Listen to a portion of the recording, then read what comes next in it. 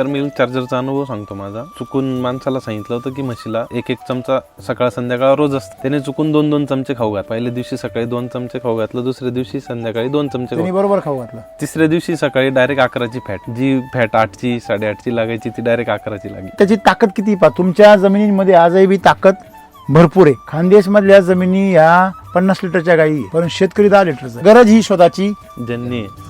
तुम्हाला गरजच वाटत नाही ना. जो पण दुःखी होत नाही तोपर्यंत माणूस शोधितच नाही ना. ह्या जमिनीची ताकद इतकी भयानक आहे. ही माती 50 लिटर दुधाची गाय आहे, म्हणजे हिच्यापासून तुम्ही 50 लिटर दूध काढू शकता. समस्या ही आहे की तुम्हाला नेमकी तिला चारा काय घालायचा ते मार्गदर्शन नाही. मग तुम्ही तिला घालते मिनरल मिक्स, तिला घालता गोळी पेन. आता गोळी पेन मध्ये आहे युरिया, मिनरल मिक्सचर मध्ये आहे सगळे मायक्रोन्यूट्रिएंट. तुम्ही झाडाला बी घालते आणि तेच जनावराला बी घालते आणि स्वतः बी मिनरल मिक्सचरच्या गोळ्या. म्हणजे त्याचा खाऊ काय हेच आम्हाला माहित नाही. मग तुम्ही जर ह्या 50 लिटरच्या गायीला जर योग्य जर चारा दिला, ती गाय तुमची 50 लिटर दूध आरामशीर देणार. 50 लिटरचं दूध द्यायला लागली भाऊ, 30 रुपये जरी बाजार असला पर 25 रुपये जरी असला, 1250 रुपये रोज तिला. तुम्हाला महिन्याला किती देणार?